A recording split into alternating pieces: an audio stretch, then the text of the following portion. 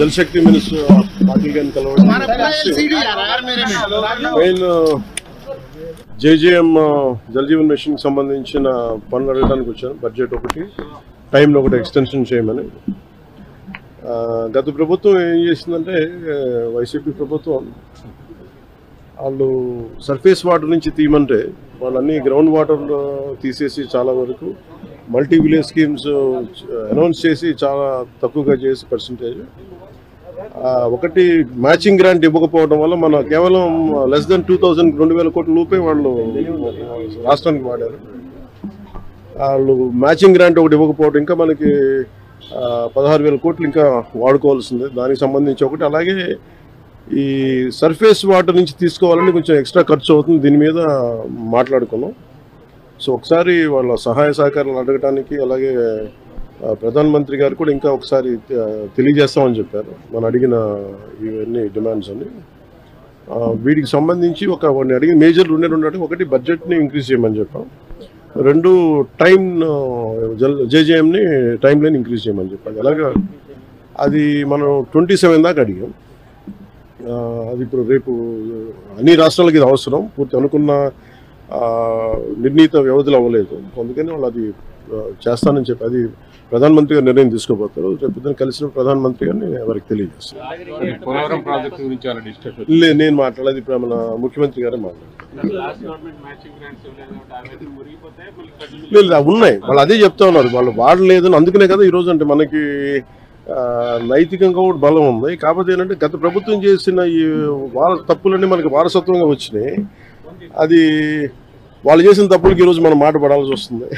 మాట పడుతున్నాం ఎందుకంటే ప్రజలకి ఇచ్చిన ఇది ఇంకొక ఆల్రెడీ మనం ఇంకొక 2-3 వారాల్లో దీనికి కంప్లీట్ డీటెయిల్ ఒకటి చేస్తున్నాం. జేజేఎం సంబంధించి డిపిఆర్ కూడా ఒకటి చేయాలి. ఇవన్నీ ఒక 2-3 వారాల్లో అయిపోతుంది. ఈరోజు అంటే మన వైస్ ప్రెసిడెంట్ గారిని కలుస్తాం సాయంత్రం. అలాగే రైల్వే మన మినిస్టర్ గారిని కలుస్తాం. ఫైనాన్స్ మినిస్టర్ గారిని మన నిర్మలా సీతారామన్ గారిని కలుస్తాం.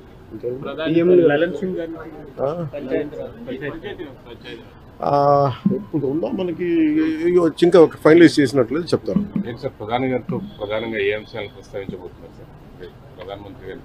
ఒకటి జల్ జీవన్ మిషన్ మీద ముఖ్యంగా ఉంటుంది.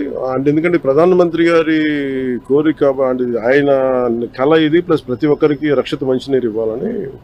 దానికి మేమందరం కమిటెడ్గా ఉన్నాం. అందుకనే ఒక మోడల్ స్టేట్గా చేయాలనేది ఆయన నా అభిప్రాయానికి తెలియజేయడానికి.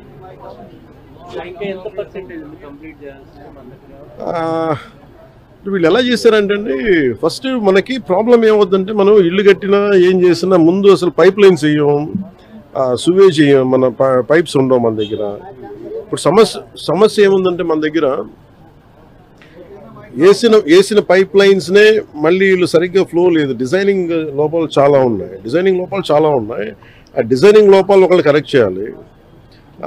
అలాగే మనం ఒక నిమిషం అలాగే డిజైనింగ్ లోపాలతో పాటు ముఖ్యంగా ఏంటంటే ఈ వాటర్ ప్రెషర్ ఒకటి సరిపోవట్లేదు. ప్రతి ఒక్కరు ఇండివిజువల్ హౌసెస్ వాళ్ళు ఓన్ మన మోటార్లు పెట్టి లాగేస్తా ఉన్నారు. మిగతా ముందుకెళ్ళే వాళ్ళకి రావట్లేదు, కొంచెం హైట్లో ఉండే వాళ్ళకి రావట్లేదు. ఇవన్నీ చాలా పారామీటర్స్ కన్సిడర్ చేసి మనం భవిష్యత్తుకు ఆలోచించాలి. అందుకని వీటి మీద నేను ముందు నుంచి రివ్యూస్ చేస్తున్నప్పుడు నేను ప్రతిసారి ఇదే చూస్తా ఉన్నాను.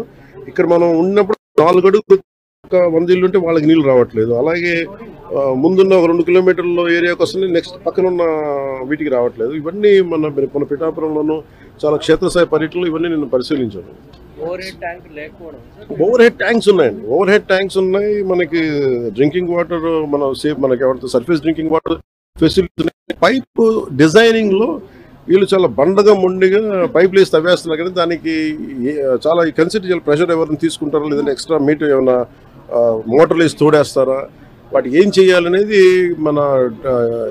మనకు ఆర్డబ్ల్యూఎస్ శాఖ కూడా దీనికి కొంత బాధ్యత వహించాలని చాలాసార్లు చేశాను. ఈ సౌర విద్యుత్ ఒప్పందాలకు సంబంధించి ఆంధ్రప్రదేశ్ గతంలో ముఖ్యమంత్రిగా ఉన్నటువంటి జగన్మోహన్ రెడ్డికి దాదాపు 1750 కోట్ల రూపాయలు ముడుపులు ముట్టినట్టుగా అమెరికన్ న్యాయస్థానంలో అభియోగాలు నమోదైనాయి.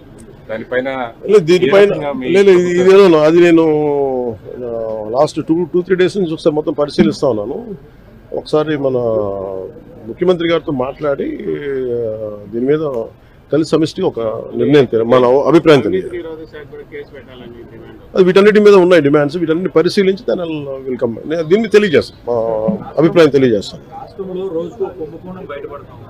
ఈ రోజు మళ్ళీ తిరిగి కడప ఎయిర్పోర్ట్ సంబంధించి 150 కోట్లు, అట్లనే అంతకుముందు శ్రీకాకుళం జిల్లాలో కానీ అంటే సమోసాలకే 9 కోట్లు అలా కాదండి, సమోసాలకే 9 కోట్లు అనుకున్నప్పుడు ఇవన్నీ మనం చూడాలి.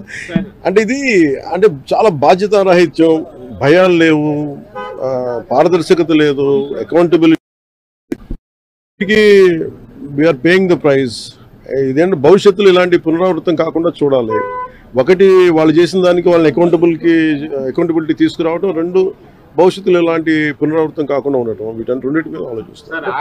నోటీసులకి స్పందించకుండా తప్పించుకుని తిరుగుతున్నారు ఆయన ఒక్కళ్ళే గారు, మిగతా చాలా మంది కూడా విచారణకు రమ్మంటే రాకుండా తప్పించుకుని తిరుగుతున్నారు చెప్తున్నారు. పోలీసులు ఆ విధంగా వాళ్ళు పట్టుకోలేకపోతున్నారా, లేకపోతే ఏంటి అసలు? అంటే చిత్తశుద్ధి లేదా పోలీసులకు వాళ్ళకి అరెస్ట్ చేయడానికి కానీ వాళ్ళు పట్టుకోవడానికి కానీ, లేదంటే వాళ్ళకి తిరుగుతున్నారు ఏంటి sir? Let the police do their job, let me do my job. నా పని నేను చేసుకున్నాను, వాళ్ళ పని వాళ్ళు చేయాలి కదా. గత గవర్నమెంట్ లో అయితే ఎక్కడున్నా అవునా? చెప్తున్నారు వాళ్ళు ఢిల్లీ నుంచి కూడా పట్టుకెళ్ళిన సందర్భాలు ఉన్నాయి. అలా అనిపించట్లేదా ఇప్పుడు? అంటే మీకు ఇప్పుడు చంద్రబాబు గారి మీద నందిగామలో దాడి చేసిన వాళ్ళు సింపుల్ గా కోర్టుకు వెళ్ళి వచ్చి మేము బయటకు వచ్చేసామని చెప్పి కాలర్ ఎగరేసుకునేటువంటి పరిస్థితి కనిపిస్తా ఉంది. అంటే నేను ఒకటి లా అండ్ ఆర్డర్ హోమ్ నేను చేయట్లేదు. సో మీరు ఇది అడగాల్సింది మీరు ముఖ్యమంత్రి గారిని అడగాలి. కూటమి ప్రభుత్వం కాబట్టి కరెక్టే. అలాగే ఇప్పుడు నేను పంచాయతీ రాజ్ గురించి అడిగితే నేను చెప్పగలను. కొన్ని ఇది మా ఇంటర్నల్ గా ఏం జరుగుతుందో ఒకసారి మీరు చెప్పిన అన్ని ఖచ్చితంగా నేనే దాన్ని తప్పించుకోవట్లేదు కదా, కానీ ఒక మాట చెప్పేటప్పుడు కొంచెం బాధ్యతగా చెప్పాలంటే. సో మీరు మా మీడియా మిత్రులు అడిగారు ఢిల్లీలో, ఇవన్నీ నేను ముఖ్యమంత్రి గారి దృష్టికిను హోంమంత్రి గారి దృష్టికి తీసుకెళ్తాను. ఏం చెప్పంటారు చెప్పండి, మీ మాటకు నేను తీసుకెళ్తానని. అంటే మిమ్మల్ని అంత ఇబ్బంది పెట్టినప్పుడు, అంత ధైర్యంగా ఆంధ్ర పోలీసు ఉన్నప్పుడు ఈ రోజు ఆంధ్ర పోలీసు ఎందుకు తట్టుపాయిస్తున్నారు అడగాలి కదా, ఖచ్చితంగా అడుగుతాను.